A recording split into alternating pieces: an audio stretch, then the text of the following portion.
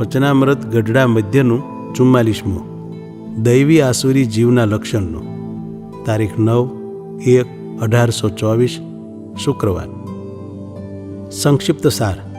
પહેલો, જેને પૂર્વે મોટા સંત કે ભગવાનનો યોગ થયો હોય તેને બીજા ભક્તોના અવગુણ દેખાય જ નહીં. બીજો, હરિભક્તના ગુણ જ દેખાય એ દૈવી જીવનું લક્ષણ છે ને અવગુણ જ દેખાય એ આસુરી જીવનું લક્ષણ છે. સ્વામિનારાયણ હરે, સ્વામિનારાયણ હરે. સંવત 1880ના પોષ સુધી અષ્ટમીને દિવસ સ્વામી શ્રી સહજાનંદજી મહારાજ શ્રી ગઢડા મધ્ય દાદા ખાચરના દરબારમાં ઉગમણે દ્વાર ઓરડાની ઓસરીએ વિરાજમાન હતા અને સર્વે શ્વેત વસ્ત્ર ધારણ કર્યા હતા ને પોતાના મુખારવિંદની આગળ મુનિ તથા દેશ દેશના હરિભક્તની સભા ભરાઈને બેઠી હતી. પછી શ્રીજી મહારાજે મુક્તાનંદ સ્વામીને પૂછ્યું છે, જ્યારે કોઈક હરિભક્તનો અવગુણ આવે ત્યારે મોરે જેટલા તેમાં દોષ સૂઝતા હોય એટલા ને એટલા જ સૂજે કે કાંઈ વધુ સૂજે? પછી મુક્તાનંદ સ્વામી બોલ્યા છે, અટકળે તો એમ જણાય છે જે મોરે સૂઝતા એટલા ને એટલા સૂજે છે. પછી શ્રીજી મહારાજ બોલ્યા છે, એ વાતમાં તમારી નજર પડી નહીં. એટલા ને એટલા અવગુણ સૂઝતા હોય તો અવગુણ આવ્યો એમ કેમ કહેવાય?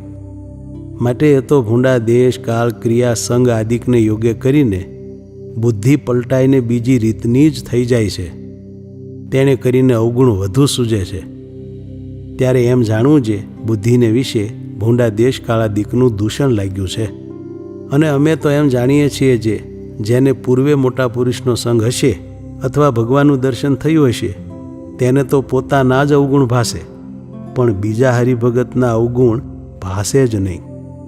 અને એવા જેના લક્ષણ હોય તેને દૈવી જીવ જાણવો, અને જે આસુરી જીવ હોય તેને તો પોતામાં એકે અવગુણ ભાસે નહીં, અને બીજા જે હરિભક્ત હોય તેને વિશે જ કેવળ અવગુણ ભાસે. એવી જેની બુદ્ધિ હોય તેને આસુરી જીવ જાણવો. અને તે આસુરી જીવ સત્સંગમાં રહ્યો હોય અથવા સંતના મંડળમાં રહ્યો હોય, પણ જેવા કાળનેમી રાવણ ને રાહુ હતા તે સરખો રહે, પણ એને સંતનો સંગ લાગે નહીં. માટે પાકા હરિભગત હોય તેને પોતાના જ અવગુણ સૂજે, પણ બીજા હરિભક્તના દોષને તો દેખે જ નહીં. ઇતિ વચનામૃતમ ગઢડા મધ્યનું 44મું થયું.